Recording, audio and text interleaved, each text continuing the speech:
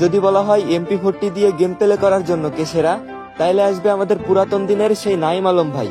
যদি বলা হয় উডপিকার কিংবা ডেজার্টিকাল দিয়ে গেম প্লে করার জন্য কে সেরা, তাইলে আসবে হয় 444 নয়তো বাংলাদেশের মুন্না 10K ভাই। বাট কখনো যদি বলা হয় AWM দিয়ে গেম প্লে করে পুরো পৃথিবীকে তাক লাগানোর জন্য কে সেরা, তাইলে কে আসবে জানো? আমি জানি AWM এর কথা শুনে তোমরা মনে মনে কার নাম আন্দাজ করতেছো। হ্যাঁ, আমি 2018-19 সালে স্নাইপারের গেম প্লে দেখিয়ে পুরো বিশ্বকাপানো প্লেয়ার B2K-র কথা বলতেছি। B2K প্রত্যেকটা ফ্রি ফায়ার প্লেয়ার কারোর সম্পর্কে জানুক আর না জানুক, এই B2K-র ঠিকই চিনে। 2018-19 সালের one of the best sniper player ছিল আমাদের এই লিজেন্ড। মানুষ তাকে স্নাইপার কিং হিসেবে চিনত, কারণ তাকে আর যাই হোক কখনো AWM গান দিয়ে হারানো সম্ভব ছিল না। তার স্নাইপার গেম প্লে এতটা মারাত্মক ছিল যে অনেক হ্যাকাররাও তার কাছে মার খেয়ে গালাগালি করত।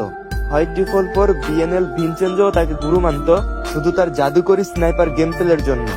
এখন বর্তমানে হয়তো তার মতো অনেক স্নাইপার প্লেয়ার তৈরি হয়েছে, কিন্তু তোমরা একটাবার ভেবে দেখো বর্তমান 2026 আর পুরাতন 2019 সালের মধ্যে কতটা তফাৎ। তখন গেমে না ছিল তেমন কোনো আপডেট, না ছিল আধুনিকতা। তারপরেও 2019 সালে আমাদের এই লিজেন্ড যেমন স্নাইপার চালাইতো, আমার মনে হয় না এখন 2026-এ এসেও তার জায়গাটা কেউ নিতে পারবে। যাই হোক গাইজ, তোমরাও আমার মতো এই স্নাইপার লিজেন্ডকে মিস করো কিনা তা অবশ্যই কমেন্টে বলে যেও।